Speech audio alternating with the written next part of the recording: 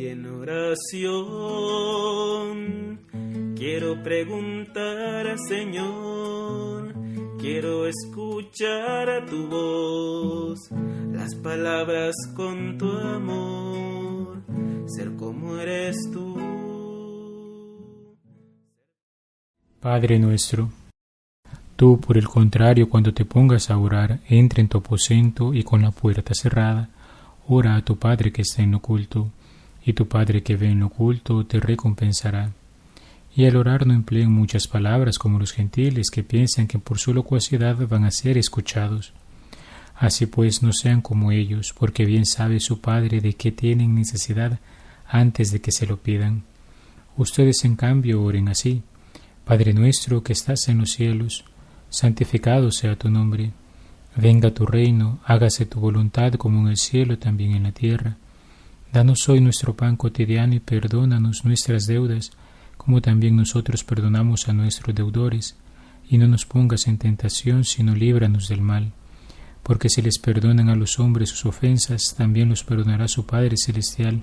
Pero si no perdonan a los hombres, tampoco su Padre les perdonará sus pecados. Nos encontramos ante el centro de todo el Sermón de la Montaña, el Padre Nuestro. Jesús, en medio de todo el discurso y enseñanzas que va dando a sus discípulos, procura en el momento de hablar de la oración enseñarles cómo han de dirigirse a Dios. Este texto ha sido ampliamente comentado por su riqueza y grandeza. Una buena parte del catecismo de la Iglesia se detiene incluso a meditarlo parte por parte. Contemplemos en primer lugar a nuestro Padre amado a través de la oración que su Hijo único nos enseñó, y veamos lo que ha pensado para nosotros, que hemos sido hechos hijos suyos en Cristo por las aguas del bautismo. Contemplemos la oración y unámonos a ella repasando sus palabras de un modo diferente, desde la última petición hasta la primera gran afirmación.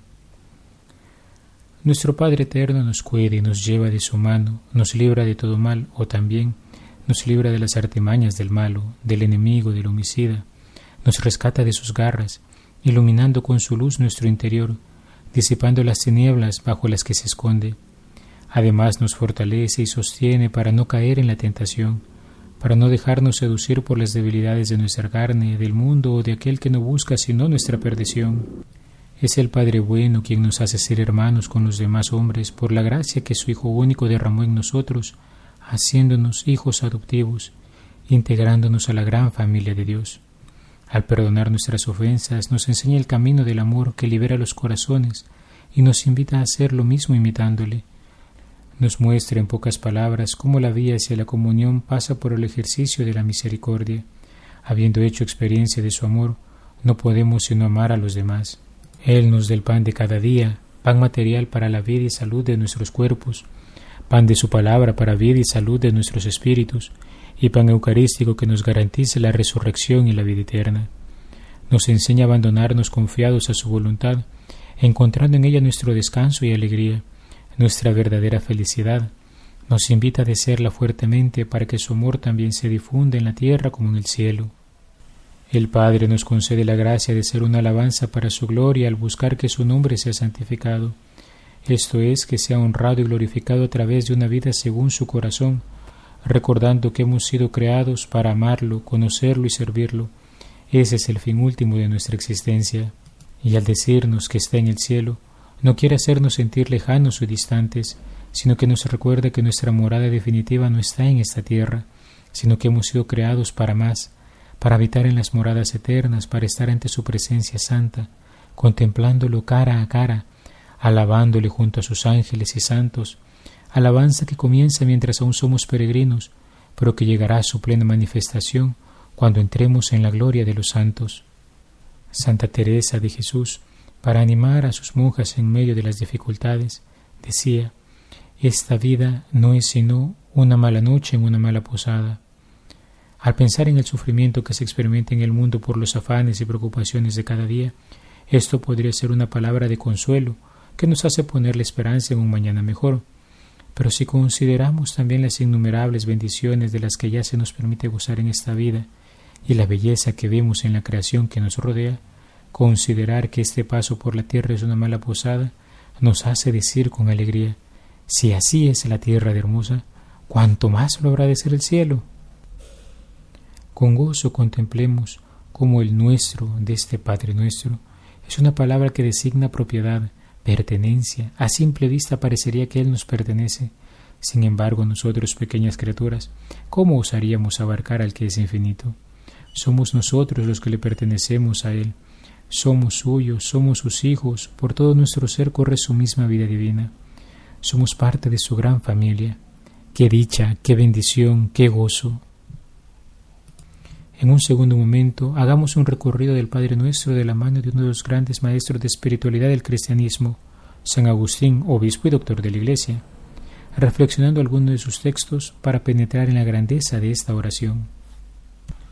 En la carta 130, que está dirigida a una viuda de nombre Proba, que pide ayuda al santo para hacer una buena oración, encontramos cómo él recoge sus inspiraciones respecto a la importancia de la oración dominical en la vida del cristiano, es decir, la importancia del Padre Nuestro, pues este, en primer lugar, contiene el modo de orar de Jesús al referirse a Dios como Padre, y en segundo lugar refleja las peticiones que todo cristiano ha de realizar y que son conformes a la voluntad de Dios, es decir, en ella pide aquello que debe buscar todo aquel que ora, la vida beata, la vida eterna, la vida dichosa, la vida feliz en el gozo del Señor. Por tanto, para el doctor Dipone, el Padre Nuestro será la regla, la medida de toda oración, pues todas las demás palabras que digamos, diría, ya las que formula el fervor precedente hasta adquirir conciencia clara, ya las que considera luego para crecer, no dicen otra cosa sino lo que se contiene en la oración dominical, si es que rezamos bien y apropiadamente. Todo bautizado habrá que tener en cuenta que su oración es hecha en unión a Cristo. De ahí que se comprende por qué en la oración dominical se comienza por decir Padre, pues se dirige a Él en cuanto que se es hijo en el Hijo, y por tanto en Él se pide aquello que es objeto de búsqueda, esto es, la vida beata, y todo aquello que coadyuve a su consecución. Lo que el cristiano ha de pedir en su oración lo ha de hacer siempre en nombre de Jesucristo, conforme a su mandato. No ha de pedir por ende aquello que es contrario a su salvación, porque sería contradecir a aquel que quiere salvarlo, y con justa razón su oración no sería escuchada. Escribiría San Agustín: por eso, no solo el Salvador, sino también el Maestro bueno, para hacer cualquier cosa que hayamos pedido, en esa oración misma que nos ha dado, ha enseñado que pidamos, para que así entendamos también que no pedimos en el nombre del Maestro lo que pedimos fuera de la regla de ese magisterio suyo.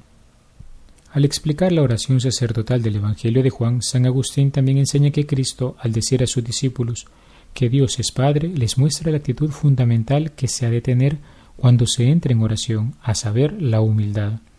El cristiano, al situarse en la posición de hijo, reconoce por un lado que su vida viene de Él, y por otro que es gracias a Cristo que el Padre escucha la oración, porque es por virtud de la filiación divina que el hombre es capaz de elevar una súplica con tanta familiaridad.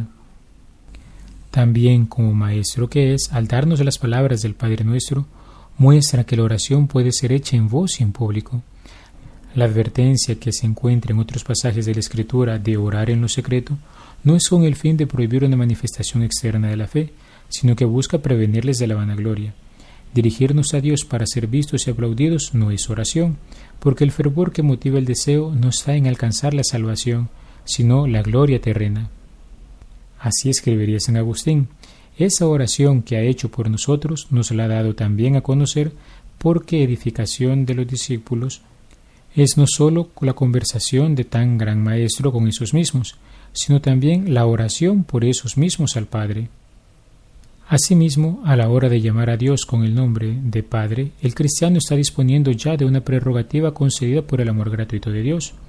Este no sólo es un título en boca de bautizados, sino que expresa identidad, en primer lugar la de Dios como Padre y en segundo la del hombre que se reconoce como Hijo.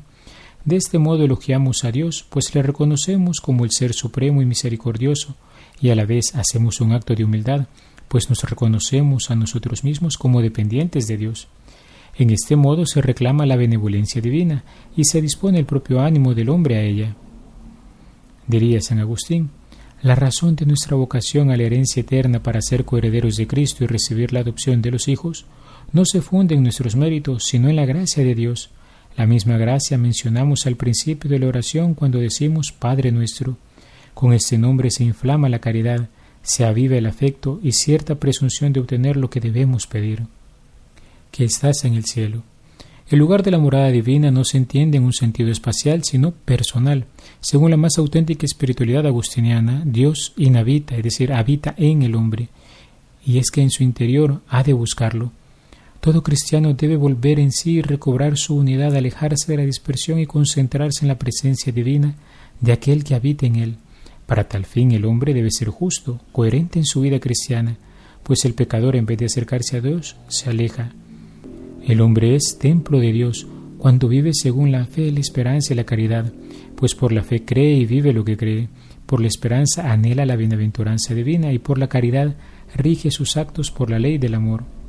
Escribiría San Agustín: Padre nuestro que estás en los cielos significa en el corazón de los justos, como en su templo santo. Al mismo tiempo, quien ora quiere que también habite en él aquel a quien ora, y mientras aspira a esto, practica la justicia, ya que con esta finalidad es invitado Dios para habitar en el alma. Al decir santificado sea tu nombre, nos recuerda el santo de Hipona que la santificación del nombre de Dios ocurre no porque el hombre agregue algo a Dios, sino en cuanto que le reconoce por quién es Él en realidad, dándole el lugar que le corresponde en la propia vida. Este es todo el fin de la vida del hombre, vivir en santidad y justicia para gloria de Dios. En palabras de San Agustín, no se pide como si no fuera santo el nombre de Dios, sino para que sea tenido por los hombres como santo, es decir, que de tal manera se reconozca a Dios que no se juzgue ninguna otra cosa como más santa y a quien se tema más ofender. Venga a nosotros tu reino. La venida del reino se ha de interpretar como la manifestación del mismo a los hombres, pues no es que éste se encuentre ausente de este mundo, sino que el hombre no siempre reconoce el gobierno de Dios en él mismo. En tal sentido, esta petición busca que el hombre reconozca a Dios como el Rey de todo cuanto es, pues por Él existen todas las cosas. Sólo cuando esto se cumpla de modo definitivo, el hombre podrá ser feliz en plenitud. Escribiría San Agustín: a ninguno le será lícito ignorar el reino de Dios, porque su unigénito, no sólo en el campo del pensamiento, sino también en la experiencia, ha venido del cielo en la persona del Señor para juzgar a vivos y muertos. Es decir, hermanos, Jesucristo, que se ha revelado a sí mismo y al Padre, y que nos ha dejado el Espíritu Santo, ha inaugurado ya el reino. Hágase tu voluntad así en la tierra como en el cielo. Hacer la voluntad del Señor puede entenderse como una vida en que los hombres obren según los mandamientos de Él, o en tanto que los pecadores se conviertan y obren como los justos, o que se ore por los enemigos, o que se dé a cada uno lo suyo. A pesar de las múltiples maneras en que se puede entender esta afirmación, lo que en fin de cuentas se pide es gozar de la vida feliz, así como lo hacen los ángeles en el cielo cuando hacen la voluntad de Dios, o mejor aún, ya que Jesucristo, Dios y hombre verdadero, es primicia de la humanidad resucitada, se pide que los demás hombres puedan vivir de acuerdo a la comunión de voluntad humana y divina que existe en el Verbo de Dios encarnado, en virtud de la cual el hombre está en pleno acuerdo en su obrar a la voluntad de Dios.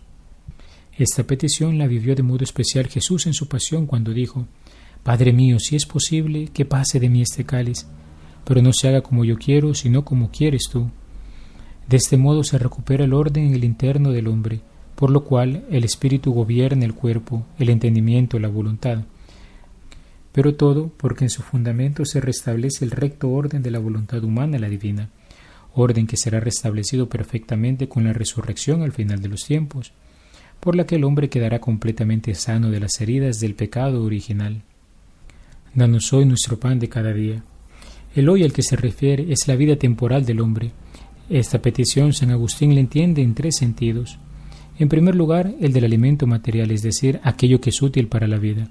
En segundo lugar, en sentido sacramental, en cuanto al pan consagrado visible, la Eucaristía, que según la tradición africana se recibía todos los días.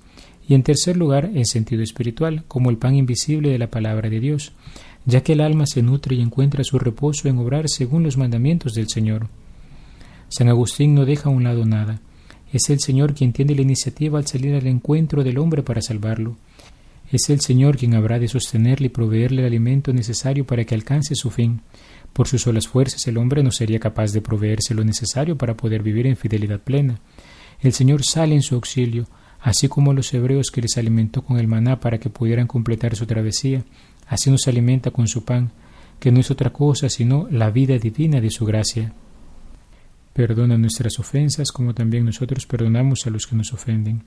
Al comentar esta sección, San Agustín hace inicialmente alusión al sentido monetario de la palabra deuda, pero dirá que el perdón se entiende en primer lugar de los pecados que otros han cometido contra uno, sea que el agresor haya o no haya pedido perdón directamente, y si es cuestión de dinero lo que hay que perdonar, no hay que dudarlo sino concederlo, sea porque el ofensor o está necesitado materialmente o sufre de un espíritu pobre a causa del pecado. El perdón también es necesario porque de otro modo no es posible orar por los enemigos según nos ha sido mandado. En fin de cuentas, se está hablando de un perdón liberador, porque libera al que lo otorga como aquel que le es otorgado. En palabras textuales de San Agustín, sin duda no se debe omitir por descuido que de todas estas sentencias con las cuales el Señor nos ha ordenado orar, ha juzgado deber recomendar sobre todo aquella que se refiere al perdón de los pecados, en la cual ha querido que fuésemos misericordiosos, que es el único consejo para evitar las miserias de la vida. En ninguna otra sentencia oramos así como si pactáramos con Dios, pues decimos, perdónanos como nosotros perdonamos. Si mentimos en este acuerdo, no sacamos provecho alguno de la oración. Y no nos dejes caer en tentación. No se trata de pedir no tener tentaciones, sino de no caer en ellas. Se puede decir que las tentaciones son útiles al hombre para conocerse a sí mismo. Las tentaciones son fruto de un permiso de Dios que conoce a sus hijos y no permitirá nada que sepa que sea mayor a su capacidad. Puede ser tentaciones que vengan de Satanás, que sirven para castigar a los hombres o para probarlos ejercitándolos en la misericordia de Dios que ha permitido tal situación, pero también puede ser humanas, es decir, fruto de la propia debilidad. En ambos casos son pruebas que revelarán lo que hay en el corazón del hombre. Dice San Agustín, suceden pues las tentaciones de Satanás no por su poder, sino con permiso del Señor para castigar a los hombres por sus pecados o para probarlos y ejercitarlos en referencia a la misericordia de Dios. Importa mucho distinguir en qué tipo de tentación incurre cada uno, pues no es lo mismo el tipo de tentación en que cayó Judas, que vendió al Señor, que en la que cayó Pedro, que negó atemorizado a su Señor. Hay pues tentaciones humanas, creo, como sucede cuando uno con buena intención, según los límites de la humana debilidad, se equivoca en algún proyecto o se irrita contra algún hermano, con la intención de corregirlo, pero un poco más allá de lo que pide la serenidad cristiana. Mas líbranos del mal. Por último, verse libre del mal es ser liberado del mal que se hubiese cometido en el pasado, del mal que no se ha cometido pero que pudiera llegarse a cometer, con la esperanza de que a pesar de la propia debilidad del hombre, en su condición de peregrino por este mundo, un día no tema ya caer en ningún mal. Mientras tanto, somos librados del mal en esta vida gracias a la sabiduría divina, huyendo de aquello que Dios nos ha pedido evitar y procurando aquello que nos ha pedido querer. Como dice San Agustín, no se debe desesperar de la sabiduría que también en esta vida ha sido concedida a los creyentes hijos de Dios.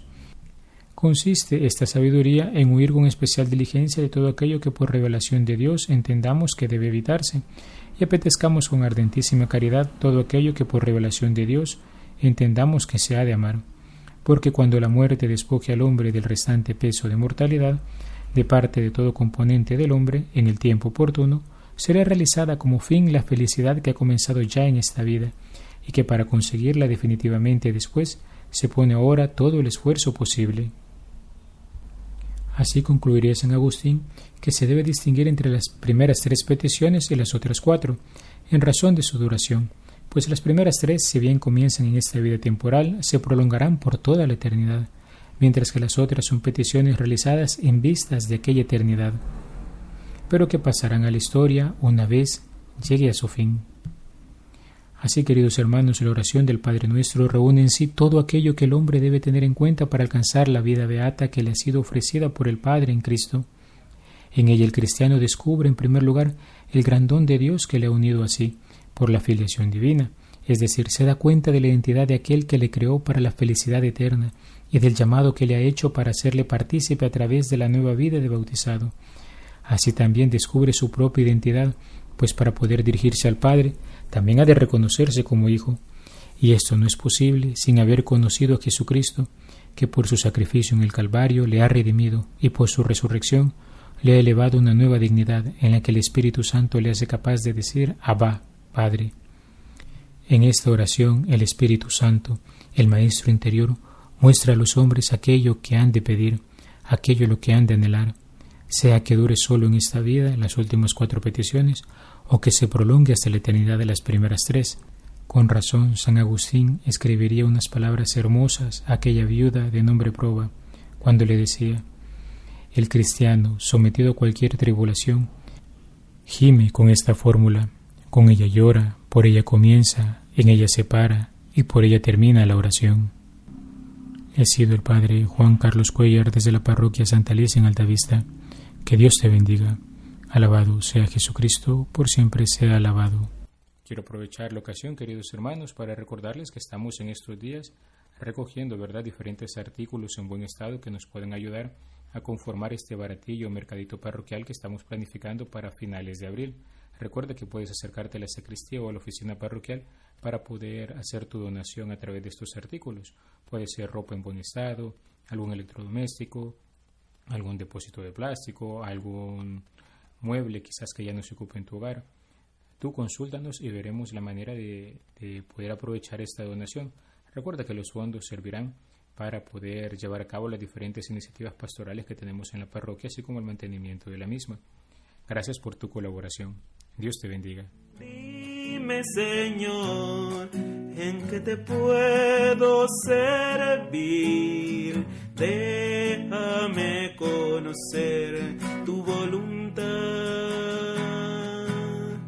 Dime, Señor, en ti yo quiero vivir.